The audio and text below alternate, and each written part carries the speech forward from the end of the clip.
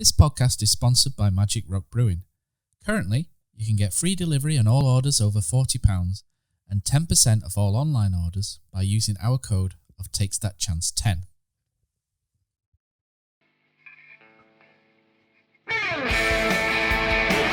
Jepson's there, Billy in, the goal, Chris Billy, Huddersfield Town. The most famous goal of Chris Billy's life. Is this the moment for Lee Fowler? It is. Take your place in Division 2, Huddersfield Town. Ruby and Steve Simonson's boots now. He's missed. Steve Simonson clears the frame of the goal and collapses in a heap of tears. Huddersfield Town are promoted. Mustafa Schindler has a chance to write his name in Huddersfield Town legend. And he takes that chance.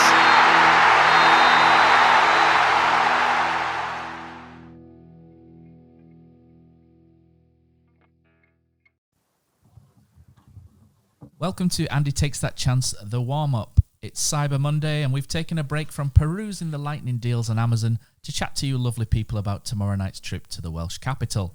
Joining myself and my purchase of a plastic Viking drinking horn is Chris Markham and his unicorn onesie, and Brady Frost patiently waiting for his Nicolas Cage sequin pillowcase.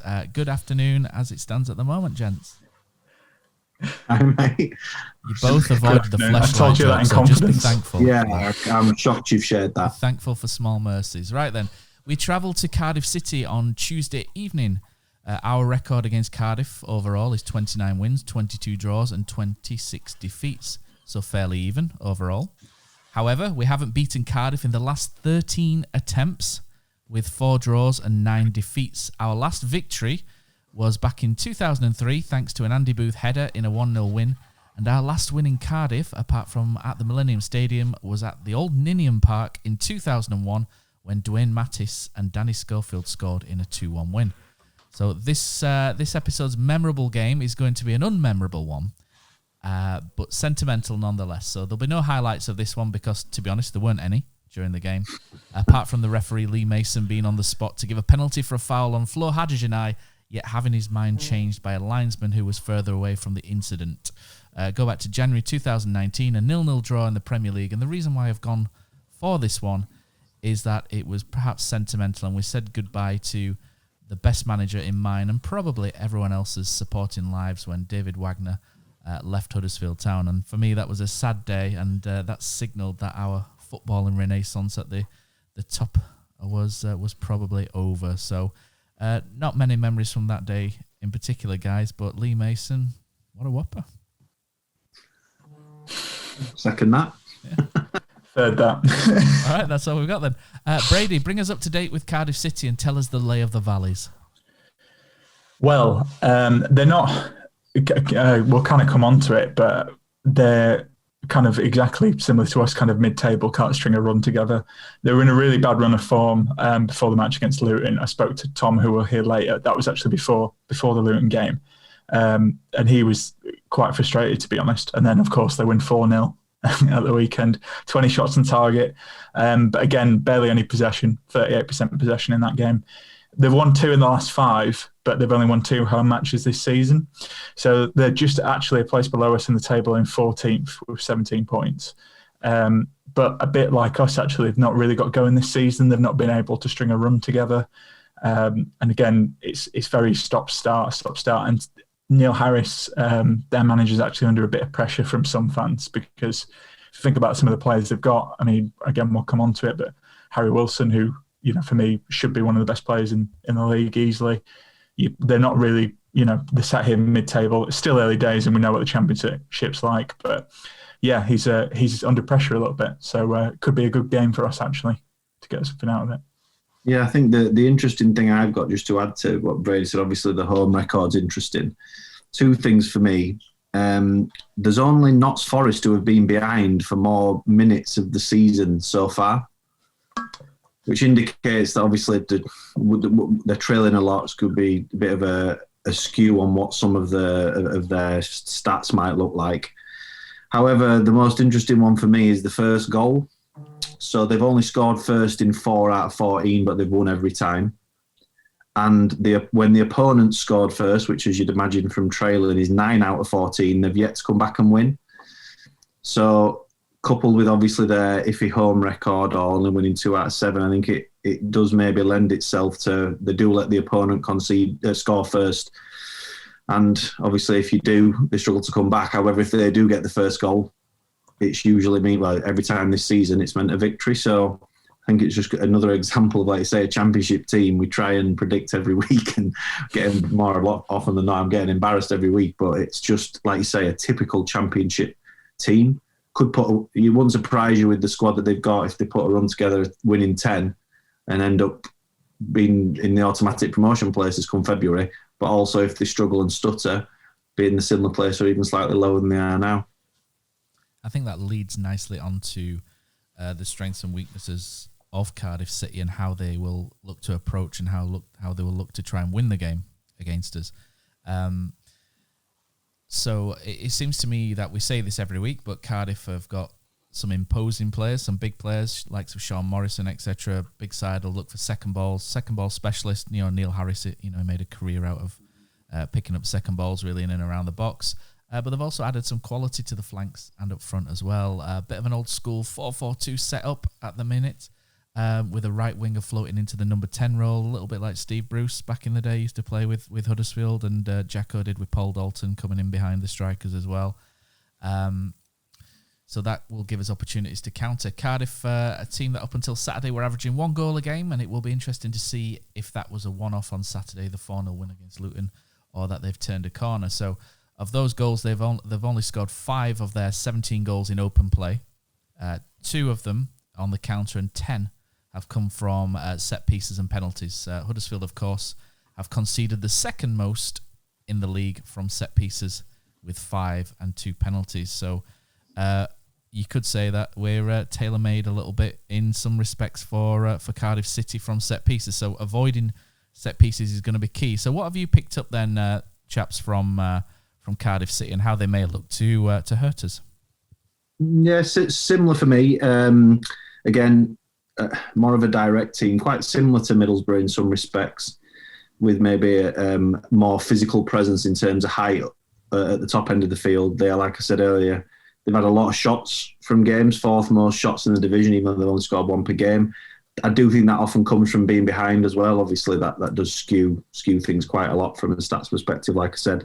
Interesting for me, though, is they've got the most accurate long balls and most accurate crosses per game, which then has probably led to Kiefer Moore. He's had the 6th highest shots per game this season in the whole league. So I think with the crosses into the box and the set plays, in terms of how they'll look to approach it from our perspective, that's going to be a really big one for me. Like you said, again, a typical championship team and maybe how they play as well. So I think that's, my assessment is quite a typical championship team. We're going to have to defend the box really well. I think the thing you just touched on Kiefer Moore then as well, it's easy to kind of look at him, 6'5" striker, think they'll just boot it long, but I think we saw when he was at Wigan last season, he's actually got really good feet and great touch. He's a very good player. Scored some good goals. It's we kind of need to watch out for him. I think, again, this is similar to Birmingham for me, because we talk about set pieces, but Town really can't be doing with giving away cheap free kicks, because when you've got a player, and again, we'll kind of come on to Harry Wilson, but, he can score a free kick. And again, we talk about that height. That's kind of the worry for me, and that's where I see Cardiff's strengths as well, like we touched on. But again, you don't have to be a I think it's a good tactician. I think it's a good sort of segue into Harry Wilson. I think that was a player we were going to focus on, was it, Matt? And his set play delivery, you saw that he scored from 1 on Saturday, and he's going to be, I couldn't agree more with Brady. He's probably the best player in the league on his day. He played in the Premier League last season, Derby the season before, and you just think this guy is if there's one that might go and get into Liverpool's first team eventually, it would be him a couple of years ago.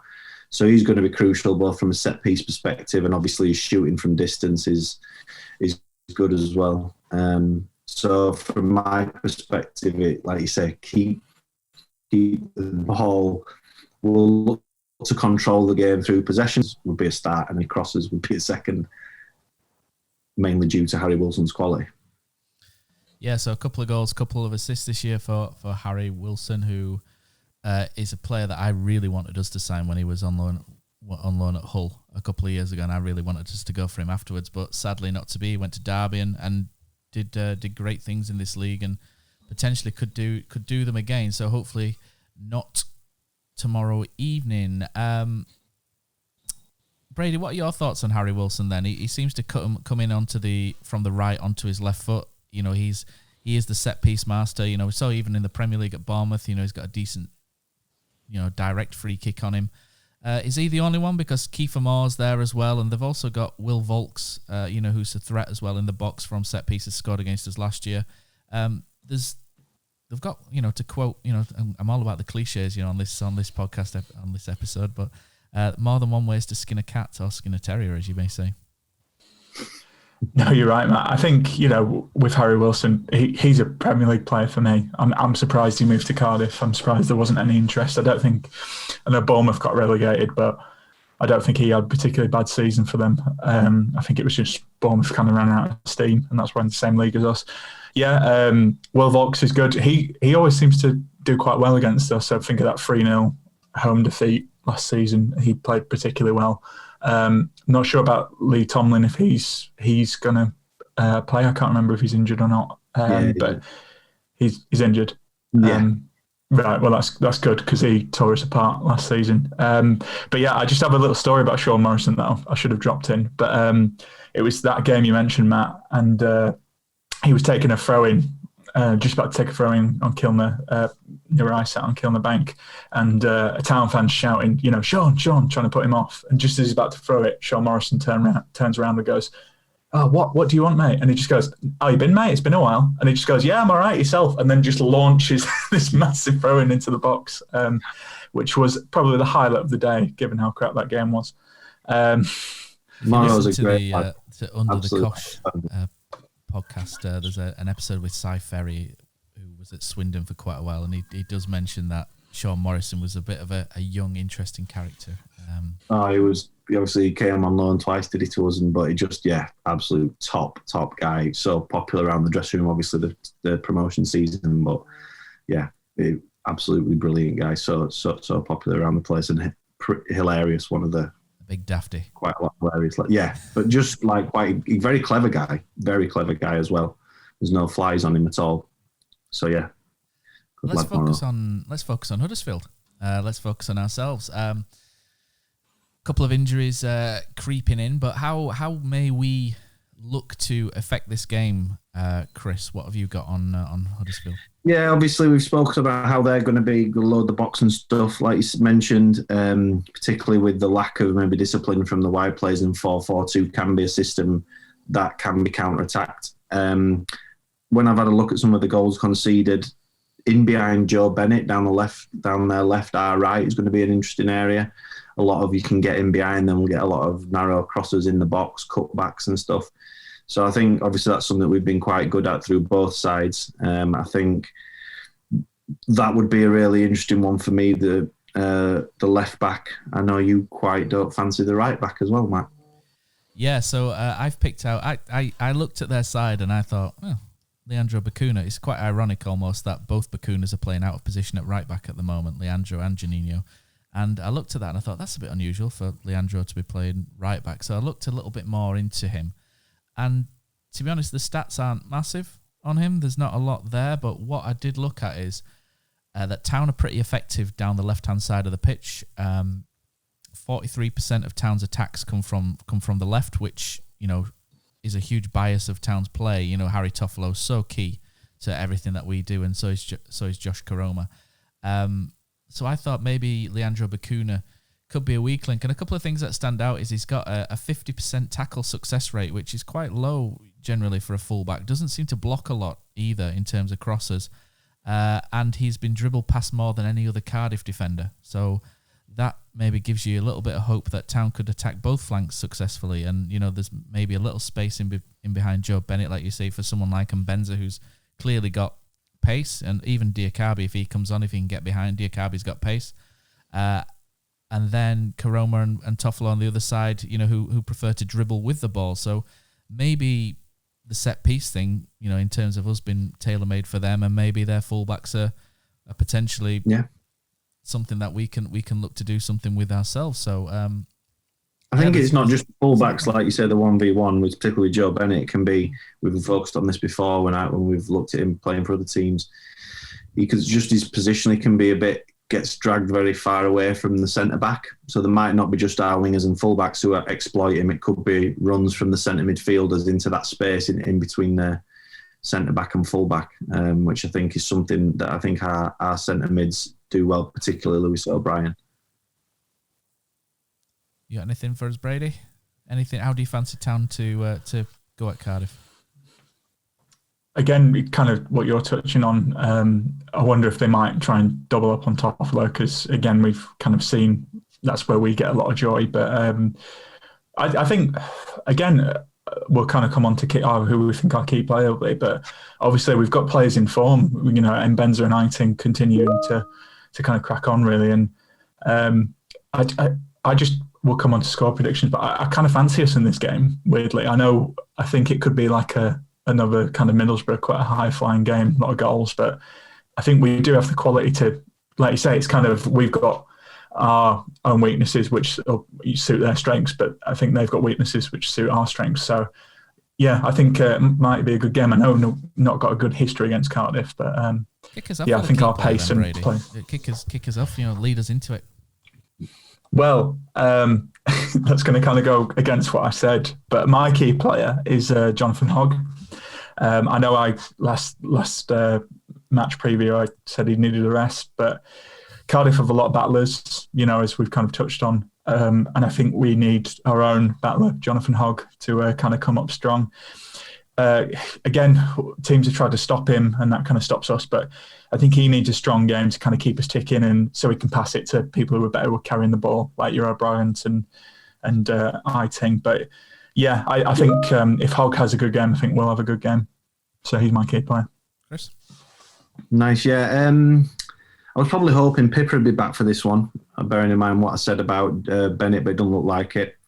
So I'll still stick with the right back. Bakuna obviously again can do something if he does play. I'd imagine he'll want to play against his brother, and also obviously he's similar in terms of his clever positioning, might be able to help and build from deeper to pull the fullback out of position. Obviously, it being a fullback as well, and like we've mentioned, their wingers are forward-thinking, dangerous. He'll have to have a good game defensively to stop crosses.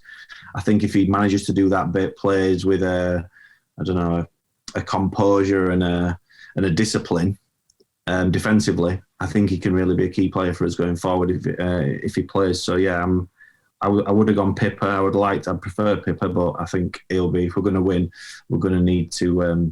I think Bakuna's or the right back, whoever it ends up being, is going to have a big game. There's question marks over Christopher Schindler going into this. You know, the concussion protocol states 6 days, which technically means he could possibly be back for this game. But my key player is going to be Romani Edmonds-Green. I thought he came on against Middlesbrough and played very well. The thing that impressed me the most about him against Middlesbrough was his positioning from crosses.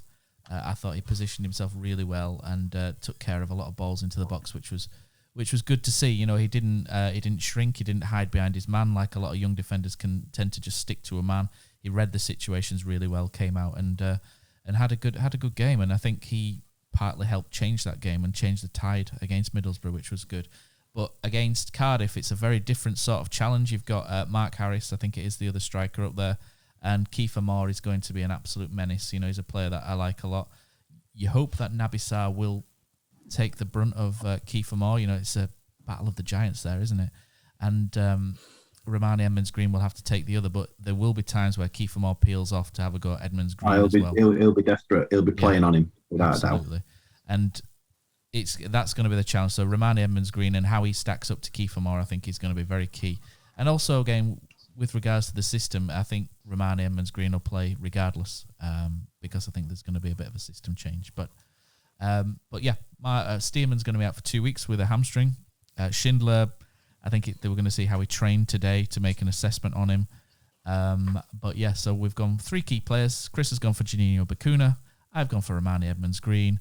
And Brady's gone for Jonathan Hogg. So there are 3 key players for Huddersfield this week. And speaking of key players, our man Brady had chatted to Cardiff City fan Tom Taylor earlier. And here's what Tom Taylor had to say on the game coming up against us. And we're recording. Cool. And I'm joined on the line now by Tom Taylor, Cardiff fan. Tom, how are you? Very good, thanks. Thank you for having me. No, thanks for coming on, mate. So, obviously we got the game on Tuesday. I'm quite surprised just when I had a look ahead of this game. Cardiff aren't doing that well, actually. Was this what you were expecting? Can you tell us a little bit about how the season's gone? It's been really disappointing. I think expectation was so high after last season, especially after the COVID break. We came back so strong. We played really good football. We had some great results against some really big teams. And to get 5th place last year, I think, was in an ideal world. Everyone wanted a playoff finish, but I don't think anyone thought we'd end up doing as well as we did in the end. And for us to build and get better players in, and for it all just to come crashing down to reality a bit, it's peak Cardiff, to be honest. It's kind of depressingly predictable that I had such high expectation again, thinking we could go and aim for another playoff place. And it's still quite early days yet, we never know. But to come crashing down and have the poor start we have, unfortunately, you kind of could have seen it from a mile off. So why do you think it has been in such a bad start? Is it the manager? Is it the players? I think we've got the players. With the incomings, I'm not entirely sure that Harris knows what his best team is yet. Because there's times we've tried certain ways where we're going with 2 up top, like we did against Barnsley at home, and we played amazing, won 3-0, and then we try it another time and it just doesn't work. And then we have the game against Coventry in the week, which is probably the worst I remember as being in quite a while. It just nothing clicked at all. Defence was an absolute shambles, which is something is usually our strong point. And I think it's just a bit of Harris, I don't think, knows his best team, and once you start to get a few bad results, some heads will drop, and it's easy to go into a bit of a downward spiral and difficult to get motivation. So I think it's part of that as well.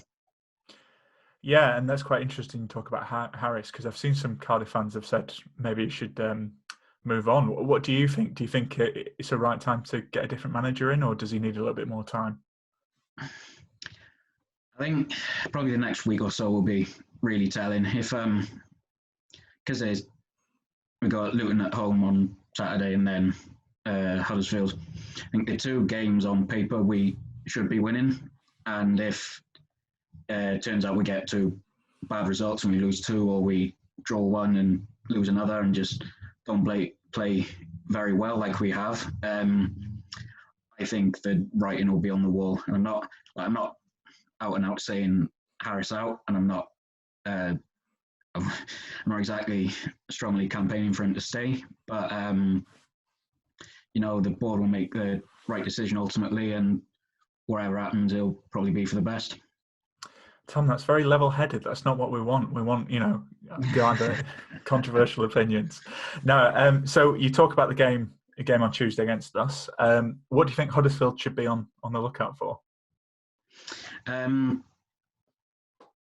still think we're strong going forward. Harry Wilson, since he's come in, has really been a breath of fresh air. I'm a big fan of Kiefer Moore as well, Welsh international, much like Wilson.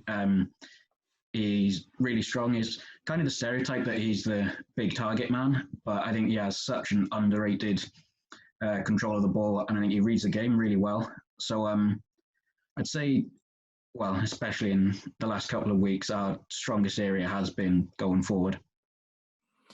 And what kind of, you talk about going forward, how strong, what are the weaknesses of Cardiff? Like, is there anything Huddersfield can take advantage of? Well, in the last couple of weeks, I'd say it's been our defence. I'd really like to see Filip Benkovic start the next few games. I'd love to see him start against Huddersfield as well, because I think we've got him in on loan. What can you lose, really? I think, and it's just something else because we've been a bit unlucky with injuries, and there's not really been a solid base for defence all season. There's always been a slight bit of rotation here and there, and I don't think there's been a real core that's been able to gel. So I think that started to show the last few games as well. So I think at the minute, defence is not really a strong point for us. Right, okay, that's interesting, because like you said before, when I think of Cardiff, I think of strong defence, so it does show how it's a bit different this season. So actually, my final question really is, what are you expecting from the game on Tuesday, and what's your score prediction? I think it'll be really tough, like a lot of games this season. Hoping it's not going to be as bad as some of them, like the Coventry game and QPR away a few weeks ago. I really hope we can get a result. Not entirely too confident, but if I had to guess of which way it would end up going, it's probably the typical Cardiff performance we've seen all season, that we'll go behind in the first half, we'll just switch off and then wake up at 65 minutes and get in the draw and making the result not look as bad as the game actually was. So if I had to guess for prediction, I'd probably say 1-1. And do you know what? I would take that, Tom, because we're not in good form. So that sounds good to me. Well, Tom, thanks so much for coming on. Really appreciate it. And hope the season turns around for you after Tuesday, of course. Yeah. Cheers. Okay. So Tom had his say. So I've skipped a little bit forward there, but one man that you would bring back to win this game. So we have yet to name this series, or this feature, if you like. We've only had one suggestion so far. So come on, give us a name out there. Something about going back in time. You've got what's her name, Jodie Whittaker, haven't you? Doctor Who. Come up with some sort of references somewhere. Give us something. A player that you would bring back from time. Step in your time machine. Bring a player back just for one game. And let him loose on the game tonight against Cardiff, tomorrow night against Cardiff. Chris, who have you gone for as your player to bring back?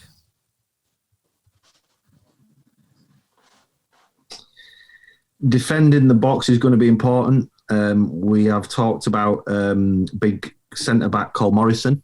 We've talked about Sean, so I'm going to go Andy Morrison. I'd bring back for this one. I think someone who would really dominate the box from set pieces, an organiser. Obviously, bit of a cult figure with a few clubs just for his style of play, and I think it's something you're going to need today, particularly if he, like you say, he's going to be a younger centre back alongside him. I think that would be definitely the person I'd bring back. First person that came to mind, to be honest. So yeah, Andy Morrison, defending the box, head it, kick it, organise. That's me. Red Hat. Well, controversial one, because he didn't leave the club in the best way. So that narrows it down. Well, not. But 10 of these. In the last 2 years. Exactly. Well, he's from the last couple of years. I'm going back to the 16-17 season. I'm going for Philip Billing. I think, had 16-17 was his kind of breakout season, really, and he had a bit of quality on him. And again, liked to goal from distance. He actually got our goal of the season against Cardiff. Loves a shot outside the box, and we seem to. Chalobah did it last season as well, had a shot from outside the box. So I fancy him. I'd bring him back. I think that height in midfield, and again that ability to get a goal from outside the box, which seems to do well for us against Cardiff. I pick Billy. It's funny, they've conceded a few worldies from outside the box as well already, which obviously isn't in, a lot of those type of shots end up going nowhere near, but they have already conceded a few. Yeah, I definitely knew that, Chris. Right, so I've gone. So I had a backup option, which I'm going to skip, who was a centre back, but I'll bring him back for a different time. So for the same reasons Chris has, but I'm going to go for my one-on-one attacking. So I'm going to pick a winger. And I'm going to go back to 1996 to pick out a very skillful left winger. So as the president of the Josh Koroma fan club, I feel like I should apologise for doing this and going to pick a left winger. A man who had ability to beat players, all ends up with one-on-one. So I pick him to go at Leandro Bacuna, who probably won't play now I've said this. He'll probably revert to midfield now I've done all that work. So 1996, who have I gone back to get? Oh, it's not your man Dalton again, is it? No. Brady was 2, so we'll forgive Brady. Ben Thornley. Ben Thornley. The lone version of Ben Thornley is the one that I've gone back. So I think anybody that was at that game against Crystal Palace where Nigel Martin, and England's third choice goalkeeper was, clutching, it was a phenomenal performance. I think we beat Palace 3-0. Ben Thornley was unbelievable. The most unplayable one-man performance from a winger I think I've seen, or one of the best that I've seen. He was incredible. Pilkington and Roberts have obviously put in some great shows, but that game against Palace, Ben Thornley was outstanding. So for me, Ben Thornley. For Chris, he's gone for the big man Andy Morrison, and Brady has gone for Big Phil Billing. So we're now going to do our predictions. So it's now a chance for you guys to be the coach. Chris Markham has put on the skinny chinos and the New Balance, and Brady is wearing Chris Powell's flat cap as I struggle to get into Mark Robbins' coat. So you guys, tell me in terms of predictions, what lineup are you going for, and what result do you fancy? Brady, I'll go to you first. I think same formation for me. I imagine there'll be some changes, but don't change a winning team. I think I've gone 4-3-3. I Haim is not kind of still touch and go, so I think Schofield should keep his place. I don't think you can really blame him for 2 of Borough's goals at the weekend. Bacuna at right back because it doesn't sound like Pip is fit. But I agree with you, Matt. I've included Edmonds Green in as centre back alongside Sarr. I think what impressed me as well was Edmonds Green recovery pace, and I think we might need that. And also, he wasn't afraid to put a challenge in. I was kind of clenching my teeth at 1 or 2, but I think he keeps his place. And then Toffolo, obviously. And then I've kept the same midfield, Eiting, Hogg and O'Brien. But again, I don't know. I think your wingers are nailed. I think you've got Mbenza and Koroma, but I don't know what Campbell's done to Corberan because he's looked knackered the last couple of games for me. But I think you get Danny Ward playing again. Said it last week. I don't think Campbell had a bad game. Obviously he scored, but I think we need to freshen it up. And I as I said earlier, I fancy us to sneak a 2-1 win. I've been a bit negative with our predictions, so I'm going to go a bit positive for a change, see how we do. So, 2-1. Chris? Yeah, I think in terms of, I think it'll stay with the same formation. I would bring Hamer back if he was fit. I think it's going to be a game where there's a lot of, obviously, balls in the box. We've mentioned repeatedly set pieces, demanding, commanding. I'm not saying Ryan's not capable of that, but I think he just, and maybe some people might argue that Ben isn't, but I think that experience and that assuredness from a game like today, I think if not, they'll test the young centre back and young keeper will be getting peppered. So I'd probably change that. I'd probably keep the same midfield. Again, the centre backs probably pick themselves, left back picks itself. Again, I'd probably, as I've mentioned, have Bacuna. So I suppose the other thing again, and I've mentioned Wardy every week, just like you say, just the rotation. Campbell's done a good job, and some managers, certainly some that I've worked with, think what, Wardy might have a bit of something to prove against Cardiff. Obviously, leaving there to come home, but yeah, potentially that might be something that plays into it. I think the difference and the worry that I have for this game is that the bench. You look at their bench from Saturday's game, it is proper. They've got Sol Bamba, Benkovic, 2 centre-backs who played at a lot higher levels. Marlon Pack, who's played loads of games at this level, and I really like. 2 decent wingers with Hoylett and Murphy, as well as Ojo and Wilson who are playing. You've got more. Obviously, I know they've signed a couple of other lads as well. And I just think compared to our bench, which does look very young and a bit threadbare and a bit inexperienced at the minute, that's where I worry we might just lose out late on. So I'm going to go with 2-1 loss in this one. Okay, so with Cardiff lining up a 4-4-2, that makes me think Carlos will go to a back 3 or 5, whichever way you want to throw that in.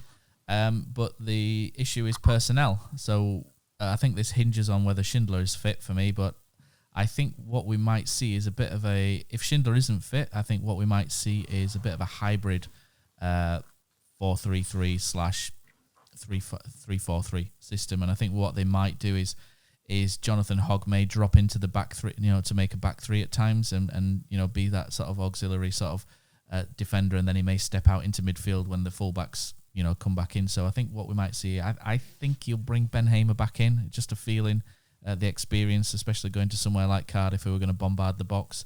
Romani Edmonds-Green and Sarr at centre-backs. If Schindler's fit, then I think that they'll make up a 3, and then the dynamic might change higher up. But I'm going to presume he's not. Bakuna stays on the right because Pieper's not fit. Toffolo on the left. O'Brien and Eiting. Eiting's on great form, like you said, Brady, so I wouldn't drop Eiting. He looks like he's putting a run together. Hogg to kind of sit between the two. And then 3 up top. I think we've got to go 3 rather than 2 because of the sort of issues that they have at fullback. And Benza, Karoma, and I've got Danny Ward up front as well. Not for any sort of hating on Fraser Campbell. I agree fully with what Chris said. It's just rotating and keep things fresh and keep things interesting. It's not always about the players themselves. Sometimes it's about the options as well, just to confuse or trick the other side, to something different and throwing a different option in there to throw their plans out. And I think Danny Ward's probably it's about time he came in. So that's my prediction. My prediction for the score is 3-2 to Cardiff. I think this has got set piece conceding and us flying down the flanks all over it. And just with our record at Cardiff, it's just making me slightly go to the defeat side. So Brady's the positive one this week. He's even opened his curtains. It's not on video, is this? But he's even opened his curtain and let some sunshine in there. So he's going for a 2-1 win. Chris is going for a 2-1 defeat, I think it was. And I'm going for a 3-2 defeat. But either way, anything could happen. And hopefully tomorrow evening we'll be celebrating another 3 points and 2 wins from 2. So that's us. So thanks for listening to the warm-up. I'm just glad you've not set up this prediction league at me. All right. There are good reasons for that, Chris. Leave that for a bit. Let us get our eye in at least. Yeah, so let us get our eye in, and we'll be back before the game this coming weekend. So thanks for listening once again. Oh, what a night. Late in May in 2017, Schindler scored, it was a heaven dream. What a feeling, what a night. Oh, what a night. Wagner singing, we are Premier League. The greatest sight St. George's Square did see. What an evening, what a night. Oh, I got a funny feeling when he walks and a fence, and then the commentator yelled he takes that chance. Oh, what a night. Lost so safe and mesmerizing me. Low charge and flattened old Chelsea. Stamford Bridge, oh what a night.